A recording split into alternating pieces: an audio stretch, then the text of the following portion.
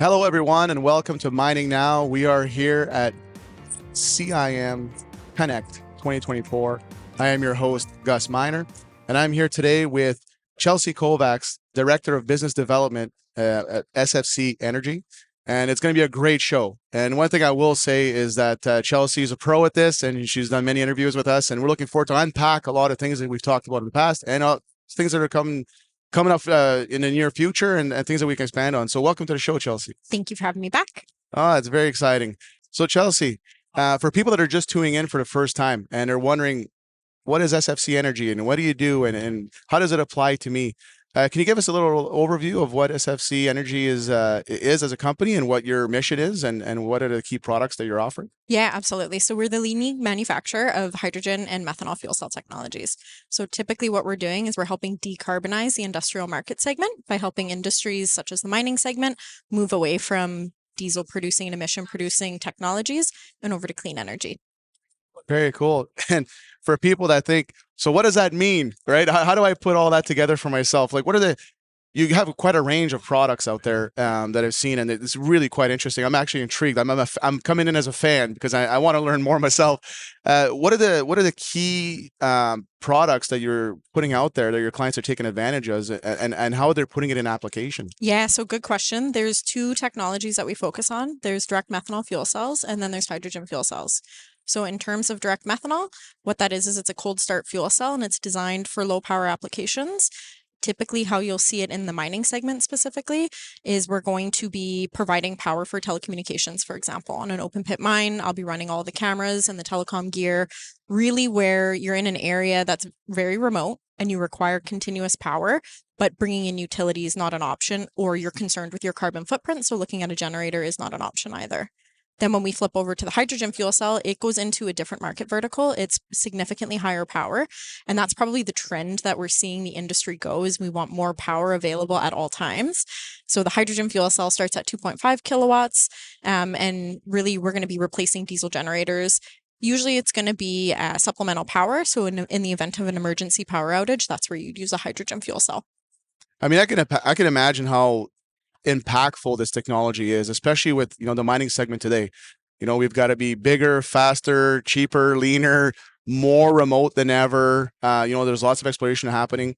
So you must have been exposed to a lot of really cool use cases and a lot of cool installations over the past year or so. Yeah, the changes. Absolutely. I mean, not even just in the mining segment. I mean, there's a number of different applications we would go after, but just globally, when you look at the need for power, we're doing systems out in Antarctica, for example, that might be powering gear that's looking at climate change and glacier movements, versus Singapore, where we're doing security and surveillance in that area. So it's wherever there's a need for low power.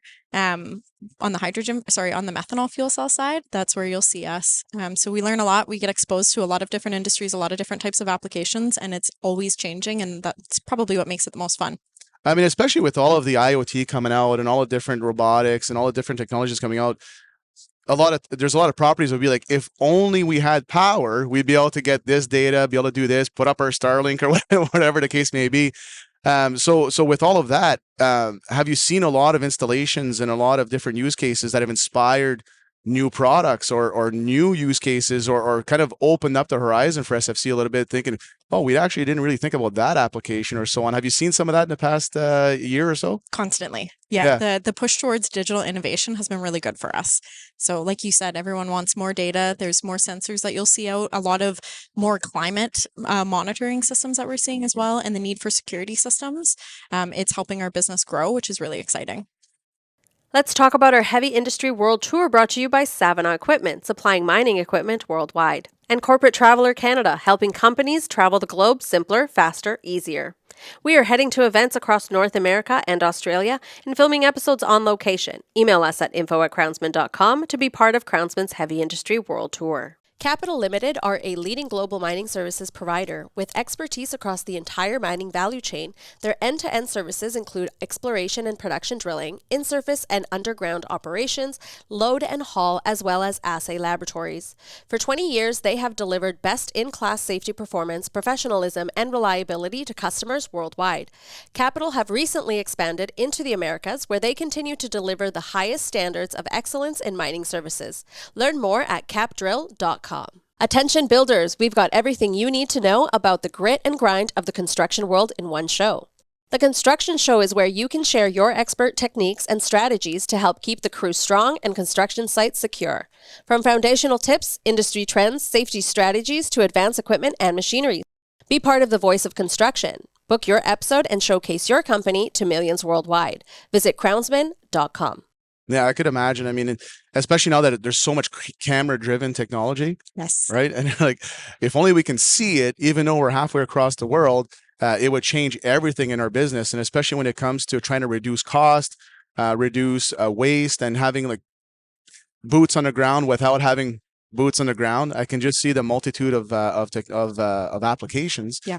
And I think what's interesting for myself and even the audience, like I didn't even know this, but you typically think about energy of either fossil fuels or, nuclear, or solar, things like that. I never really thought about that angle of like, chemical reactions. So how does that chemical reaction actually produce the power? I'm really interested about that one. Yeah, no, that's a good question. So there's two parts to that. The way that the fuel cell itself produces power is there's a platinum catalyst internal to the unit. So it's using either hydrogen or it's using methanol as the energy input. The energy output is going to be power, small amount of water vapor, small amount of CO2, and then DC power.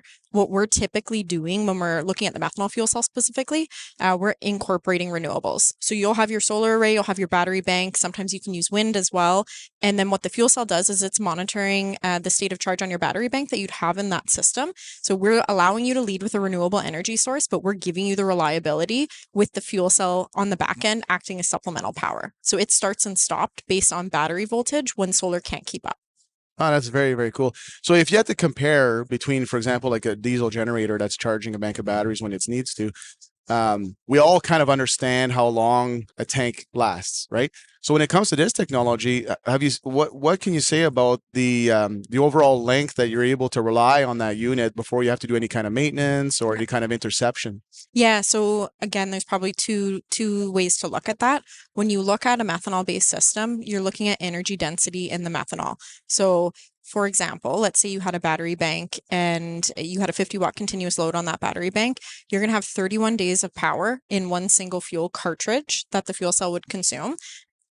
Generally speaking, you have at a minimum 2 cartridges in a setup. So that's about a month of autonomy in the fuel. And if you compare that footprint back to diesel, that's a massive a difference in footprint. It's probably a couple of days on diesel, right? Yeah, exactly. So the energy density is a big deal there.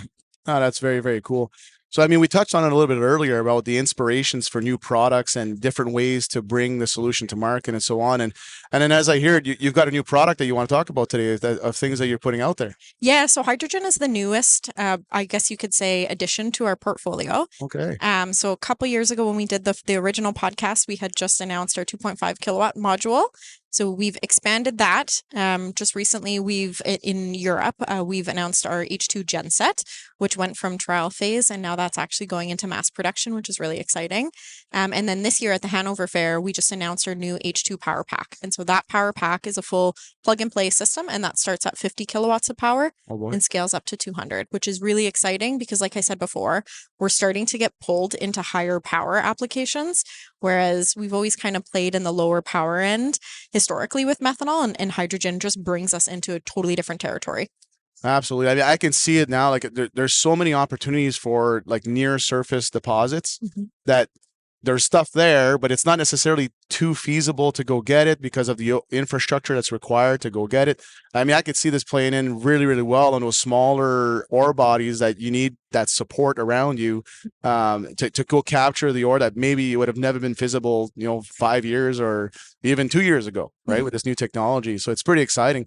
Outside of that, I mean, I keep getting really excited about this stuff because it is a really cool technology, especially being in a technology space myself. It's like, how do I get there? Yeah. How do I put my stuff there? So it's really cool to see how this technology has been forming and putting together. So as far as the conversation, especially with everybody focused on reducing their emissions, being mindful on the green outputs of their environments, and mining's, I think they're doing a really good job at keeping that conversation moving forward. How's that conversation been received with the type of products you're bringing in contrast to what they've been exposed to in the past, right? Yeah. So when you switch from an emission producing power source and you go over to a fuel cell technology, generally speaking, it's about a 99% reduction in carbon emissions. So that alone is really attractive for shareholders when companies are talking about their environmental footprint, their ESG profile. But when you actually look at the operational expense and the overall total cost of ownership on our solution, that's an added benefit as well, because I'm limiting the amount of times an operator needs to go out to site to baby a system. You're not doing oil changes, you're not doing the routine maintenance like you would on a generator. So in saying that, you limit the amount of touch points on that power system, which further makes the total cost of ownership a lot more attractive and then continues to reduce the carbon footprint. Did you know cementitious binders can be responsible for up to 70% of the total GHG footprint of mine backfilling processes? Now you can replace up to 50% of the binder in your mine backfill operations with Graybond, Graymond's new low-carbon cementitious binder. This lime-based alternative binder maintains a 40 to 70% lower GHG footprint compared to typical cement and can adapt to varying mine conditions without compromising performance. Learn more about Graybond at graybond.com. CIM is Canada's leading technical institute dedicated to the sustainability of our industry. Members enjoy professional growth opportunities through CIM libraries, publications, webinars, societies, and the job board.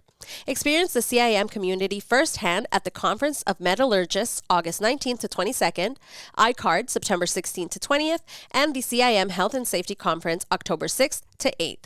Visit CIM.org for more information and join CIM today.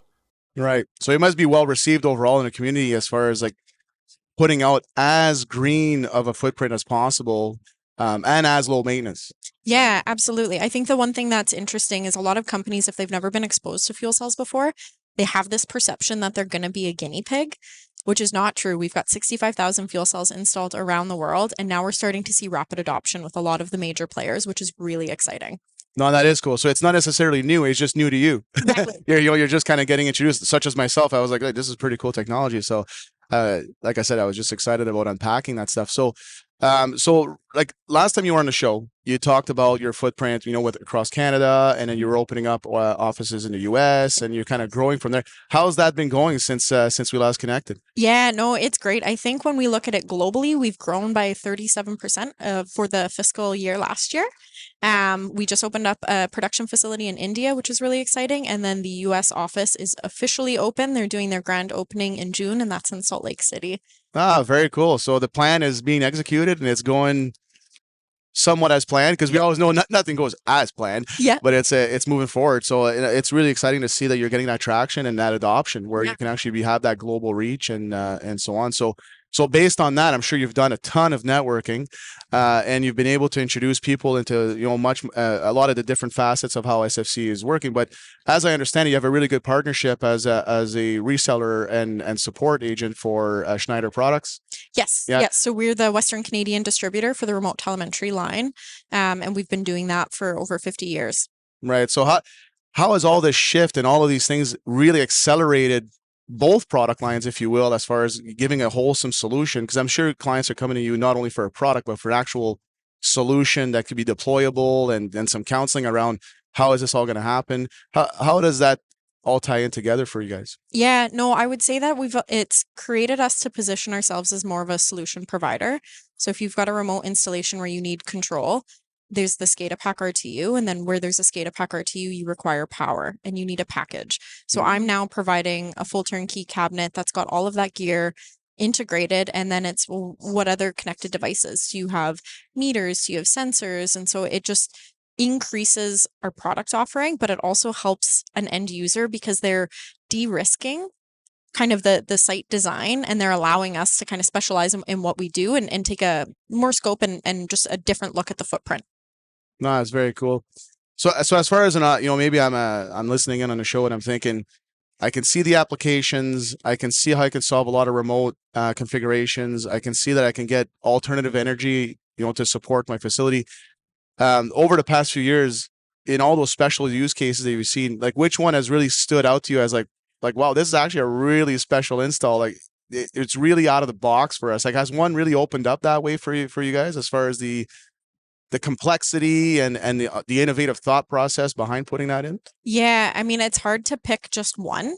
I would say though, the installations that we're doing in the security and surveillance market has been really interesting for us, where we've got clients that are integrating fuel cells into their mobile surveillance systems, and then they're deploying them across North America at a rapid pace. So that has probably been one of the more interesting projects. Right. But then you get the smaller ones, like the one I had mentioned earlier, where we're doing the climate change project in Antarctica, where we're powering all of the measurement gear that's looking at the glacier movements. So it's never a dull moment. No, absolutely. And I mean, we all know that with chemical reactions, with gases, and like different things that you can put in place, temperature has a big impact. Mhm. So how does that come together when you're putting it into like as cold of a climate as you can in Antarctica, and then maybe like in the middle of Texas where it's a little bit warmer, a little Yeah. bit, a little bit warmer.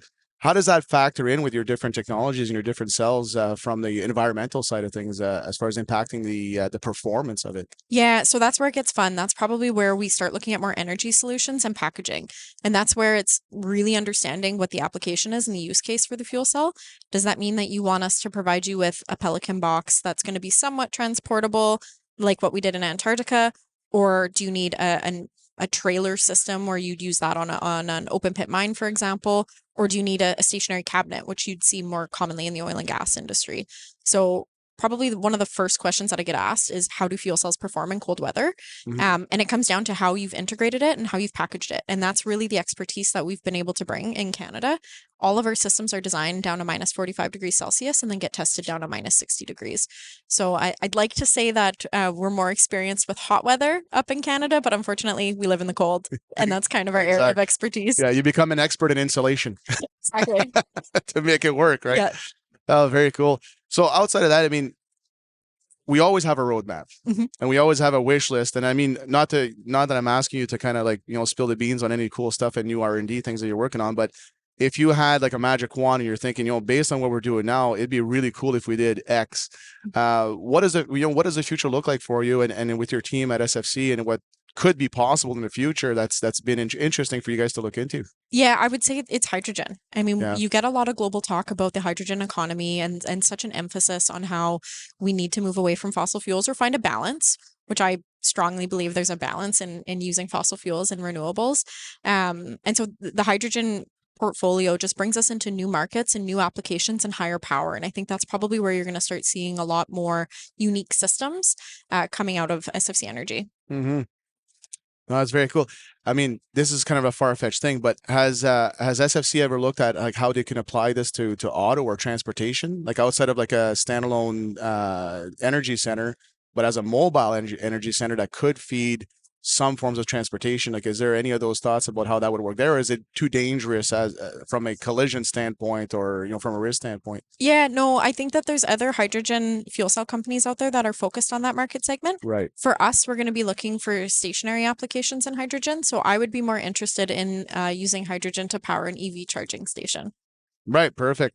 Perfect. Or somebody's cottage or a home that wants to be off the grid. I mean, I'm sure you get some of those demands as well. Yeah, I would say that the number one request and where you'll see hydrogen fuel cells being used currently in Europe is backing up emergency critical telecommunications infrastructure. Right. In the event that something happens, there's a natural disaster, utility power goes down, instead of using a diesel generator for your power system to maintain communications, we're seeing people install hydrogen fuel cells. No, it's very cool. Very cool. I mean, I learned a lot through this, and I'm sure our audience has got a lot because there's so many different applications, so many different ways you can leverage the technology. And of course, that's such a hot topic, just in general, right? We have to do all of this stuff, and what resources do we have to do it? And of course, there's the whole factor of the cost and the feasibility, and then the availability, and so on. So I do find what SFC Energy is doing in general very, very intriguing. And and then moving from that point, I mean, a little birdie told me that you've got a really big passion on connectivity and linking people together. So maybe you want to tell us a little bit about that, about your networking skills and how you get to people to talk together and maybe collaborate on different projects, and if there's any introductions that you made that really kind of sparked a lot of future-based conversations. Yeah, I would say that I'm probably a born social butterfly. I just naturally like talking, which is probably why I like doing these podcasts.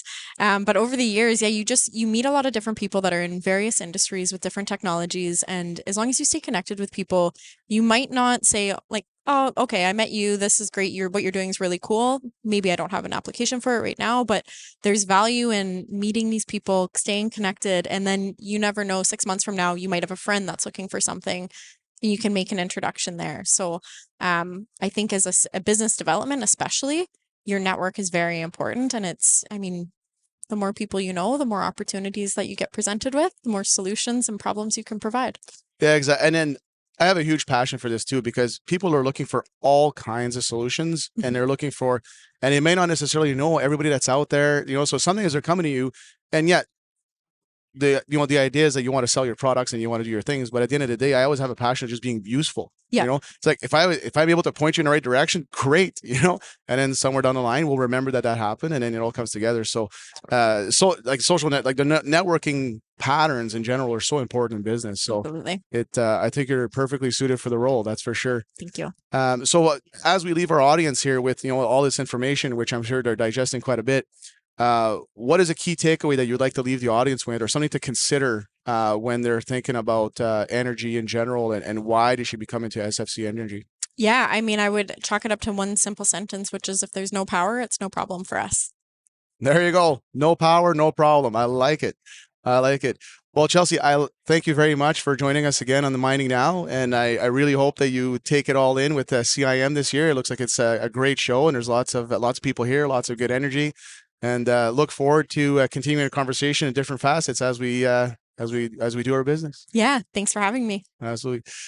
All right, thanks everyone for joining us with Mining Now, and we'll leave you with that. And again, I encourage you again. There's a lot of great content that Chelsea has put out, and whether it's with Mining Now or otherwise, as she says, she really enjoys these conversations. So please look her up on LinkedIn as well as YouTube, and you'll be able to get a lot more information over and above what we've talked about today. And until next time, that's it for Mining Now.